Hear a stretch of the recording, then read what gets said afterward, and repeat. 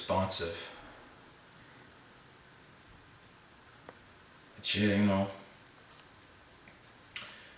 I'm just really basically just clarifying this whole situation and shit. Because, I'm on Twitter and I'm reading like on some of these blogs, and it's like a lot of things in question about to where and how the record that's out there is out there, and which I didn't put out there. I don't know what happened with that, but and on the blogs, man, a lot of people is like speculating around how did I get it, did I take it. I actually didn't take it, and if you watch the first interview that we put up that they took down, I clarified it. I didn't take that record. That record was sent to my email directly. I told you how we met, how we got up or whatever on that last interview. It's somewhere, you can go find it. But for the most part, him and his manager, Tez, they were compensated, for us even being able to get that record. And within the conversation, homie was given I think it was a presidential rose gold Rolex. Yeah, it was a presidential rose gold Rolex that he was given in exchange for the verse. And Tez was given a diamond black chain, and if I'm not mistaken, a G-Shock. And what they basically did was they promised the investors that were investing in me at the time, they promised them a verse in exchange for that, so we had some little complications, maybe for like a whole entire year, actually getting a verse from him, period. It was like a whole year drawn out process where he was just too busy, he couldn't figure it out or whatever, really none of my business. But at that point I was already like not feeling good about the situation, just on the basis that I just know, like he's owned, by the people that he's owned by. I can't speak on that, but you know who I'm talking about. He owned by who he owned by, and at the end of the day, he don't got the power to clear a verse on his own, as far as on the standpoint to use it to sell. He don't have that authority because, he signed into a contract, with a company. So it was really no way in my mind. I kind of already felt awkward about the situation, but I'm a part of a company at the time, and I can't make all the decisions. I already wasn't really feeling the situation. And then, to top it off, it took us a whole year, to actually get the verse. And, they were chasing him down, and it was just real confusing to me that if he was already paid out on something and he promised something, what was the hold up on sending over what he was supposed to send over. So like I said, it was like a drawn out process for like a year.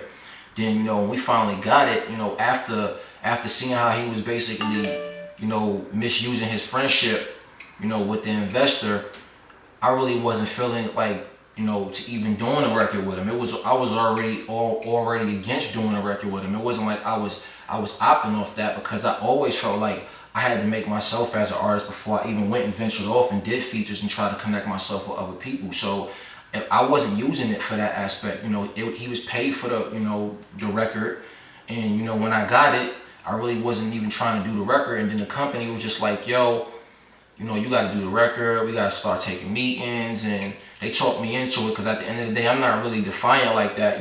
They were investing their money, so I basically just conformed. I wasn't going to be defiant about it, and I did the record, and the record actually came out dope. So, to my knowledge, as far as it went, was me recording it back to them. I didn't have no personal situation with them, but any which way, however it goes, man, that record wasn't taken. And then I'm seeing online, people asking, why would you do that? And it's like, yo, I didn't do anything wrong. First of all, I didn't put the record out.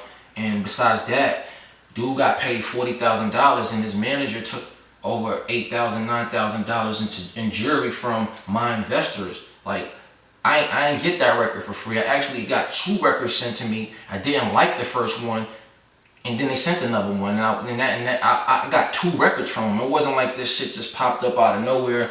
So, he acting like he don't know nothing about it, and I'm laughing, and I'm like, how you don't know nothing about it when I just got the text message just forwarded to me of everything you said about the record? Like, and I tweeted it, I think I put it out there on Twitter, because I just know, these dudes be lying and they fraud, and they got to keep their public image clean or whatever, you know what I mean? And at the end of the day, man, I'm just not feeling what these dudes is doing to people in the industry. And, you know, I'm not a hip hop hopeful. You know, I got different plans, you know, for myself. Like, you know, but for those kids out there that are hip hop hopeful, they got guys like this, you know, keeping them out the business, you know what I mean? Manipulating people, you know, using their power, you know, basically in friendships, you know, to get over on people. And, you know, I'm just not the person to try to get over on. And at the end of the day, I'm just standing up, because that's exactly what I'm supposed to do in a situation like that. He was paid, you know, I had nothing to do with what was going on as far as that's concerned.